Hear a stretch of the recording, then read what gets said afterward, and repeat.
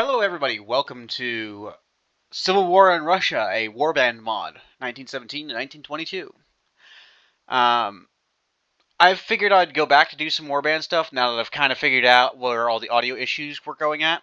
It seems to be like after the 20-ish minute mark, I start to just completely drop off audio quality-wise. I have no idea how to fix it, so anytime I'm getting close to that 20-minute mark, I'm just going to do a quick jump cut and make another recording to help fix that for you guys so you guys can just listen as you please.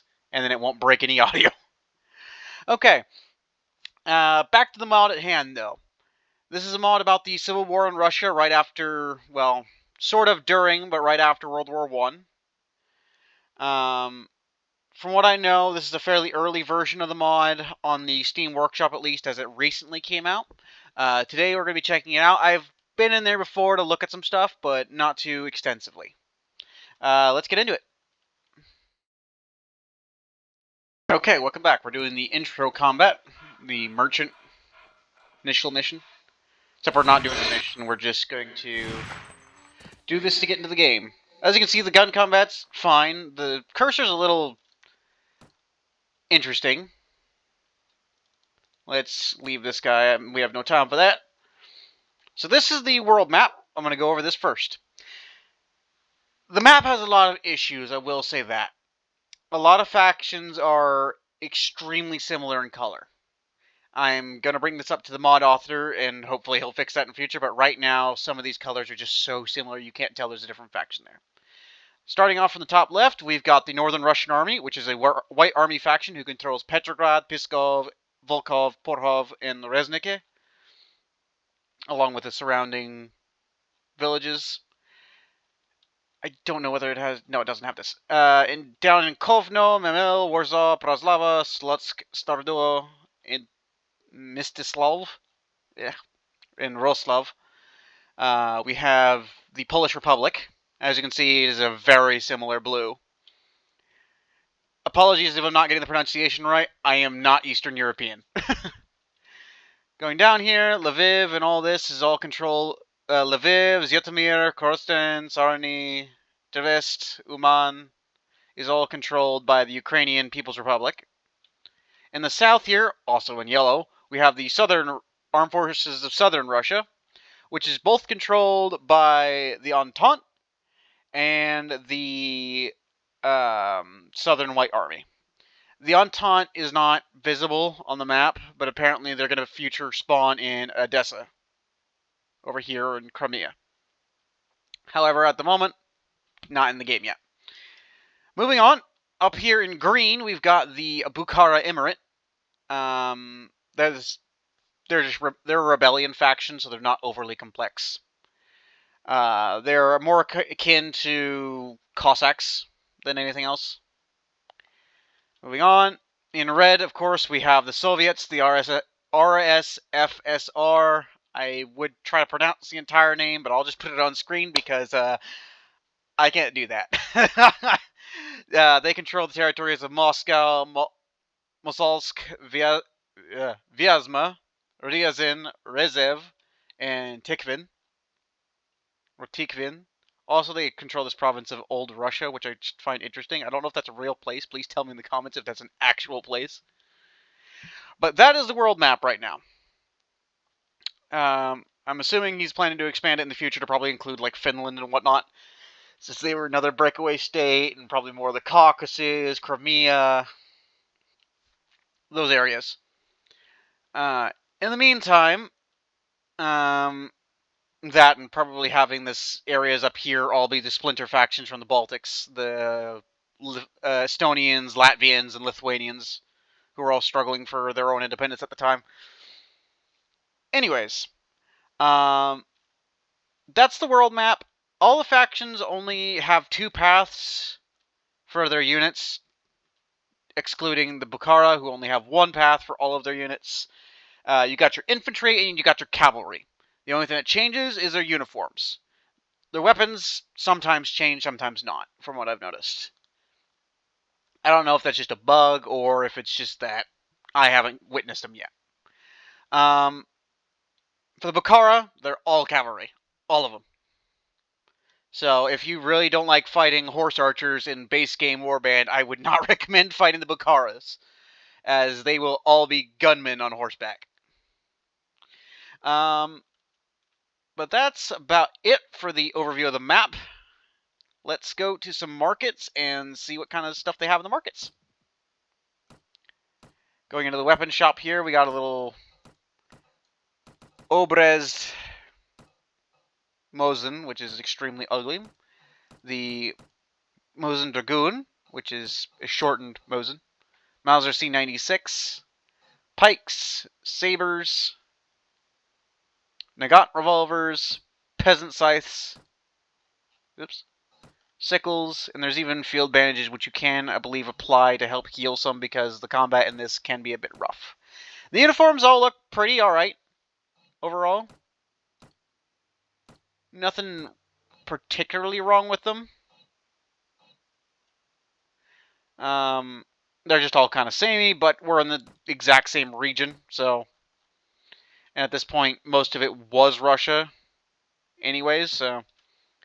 going to another weapon shop, more C96s, more Nagants, another Mosin.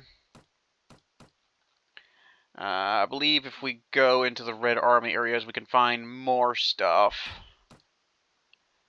Similar stuff, Mosins, C96, an old Mauser 98K, which I believe is the wrong thing for this era. I believe it would have been a Gewehr 98. I don't believe the 98K had been really established yet. There's also this weapon called the Berdanka. I don't know exactly what it is. If I find any details on anything that I don't know of while recording, I'll just put it on screen for you guys like I was doing in the tank simulator videos. The tank mechanic simulators. Let's check out some more provinces. Markets, rather. I got the fine shortcut, which looks like an even worse Obrez. The Luger. Or as the game calls it, the Parabellum M1908. Which is fair, the Luger did come out in 08, so... It was known as the P08, so... Check this out. Shovel. I mean, lots of melee weapons are still available, as this is just slightly post... Yeah, this is just slightly post-war. So there's a lot of holdovers, like a lot of melee combat will still happen in case you run out of ammunition or something along the lines. There's Arasaka there, which is a weird one to see in Russia, but it did happen in reality. There were Arasakas in Russia due to the war going on, as Japan was selling the Soviets equipment. Well, not the Soviets, but the Imperial Russians equipment. More Bordankas, shortcuts, fine shortcuts, Mauser pistols. Pretty similar equipment pretty much everywhere you go at the moment. I believe there's probably going to be more weapons out of it. Yeah, you got Lee Enfields as well, Webley revolvers, more C96s. I believe there's more equipment going to be added, particularly weapon-wise in future, but I am unsure as a lot of the description's in Russian, so I can't exactly translate. A Labelle. A lot of the bolt guns you'd expect from the time period. I was thinking there'd be stuff like Varel Automats, but I don't know how well they'd be able to implement those into the game anywhere. Or they could just be in here and I have never seen them. There's also other sabers and whatnot. Luckily, because of the time period and the amount of bolt-action rifles, cavalry is still fairly effective. Other than that, though, this is the general overview of the map and markets to show you off some of the weapons. Next, I'm going to get us into a battle, and once I find a battle, I'll get back to you. I'll see you then. Okay. I found some marauders here. They're running from Josef Perdutsky, I believe the name is. Again, forgive any pronunciation. I'm so sorry any Poles or Russians in the video, or Ukrainians. I am not good at pronouncing your languages. There's some marauders, so let's get them. I like the art that they have used in these. It's just pretty nice. So these are the men. It has some similarities to Liangle in playstyle, like you can volley fire and whatnot, but honestly, with these kind of guns, you're better off just having them fire at command. Fire at will. You can even see that the string is not bound for fire at command, so I don't even know if it works. Very new mod. I got myself a bunch of Polish recruits with these rifles. I believe these are the Berdonkas it was talking about. They look very thin, personally. So I don't know whether that's supposed to look that thin because it's kind of rifle. I don't know. You might have seen earlier in the video if I found any details on it. So now we're just waiting for the enemy to close the gap. Let's adjust our army here, so that if they do crest, we can just shoot them as soon as they do.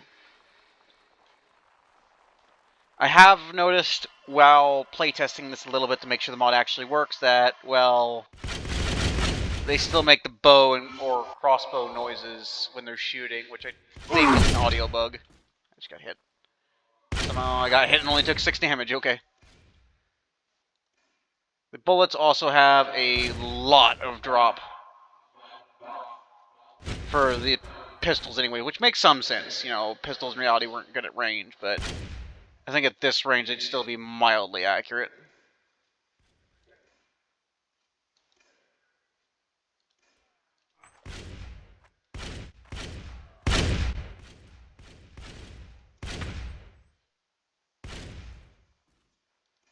Pretty sure this Berdonka is bolt action. You can see some of them are even trying to rush us with melee weapons.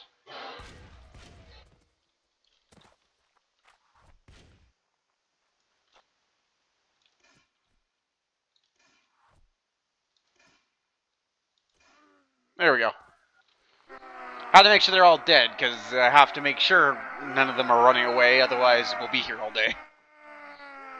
So that's the general gist of the combat.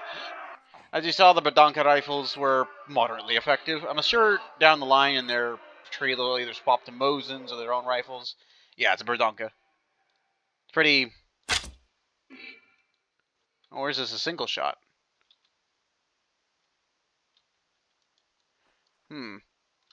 This may have been a single shot without me realizing it.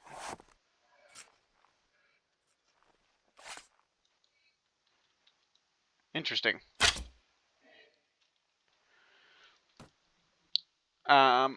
Anyway, so that is the general I don't know why I'm grabbing the stuff. I'm on model autopilot here, you know. That is the general overview of the mod, along with some combat.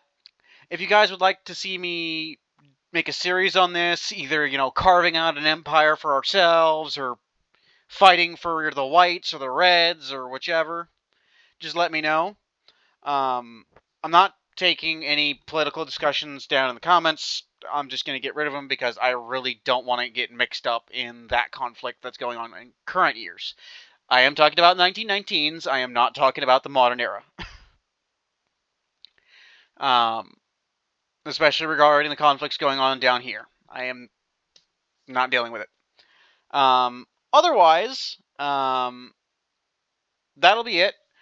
Going over some other minor stuff regarding other videos on the channel. If you're already at this point in the video and you're just wanting to see more content, just click off now. This is for update for anybody who's interested in my other videos and content. The Contraband Police series will continue as normal, along with the Tank Mechanic Simulator videos. If this becomes a series, then those will be kind of delayed more, but overall I still plan to release at least one episode of both a week. I am doing some other stuff in the background for just life-related stuff, so I might get some eaten into some time there, so there might be occasions when I'm too busy to put out the videos, but I will try to at least queue up some videos so then they'll keep releasing while I'm gone. As you guys have seen for my editing style now, I've added in an outro. I'm aware it's just kind of a base outro that's used, but it's the best of what I had at the moment, so I just decided, yeah, I'll do that. Overall, though, the channel will continue as normal, and we will see you in the next one. Make sure to like, comment, subscribe, and make sure to hit that notification bell, as I've noticed a lot of you aren't seeing the videos, as the majority of my viewer count is unsubscribed. Alright. That'll be all for now. Have a good one.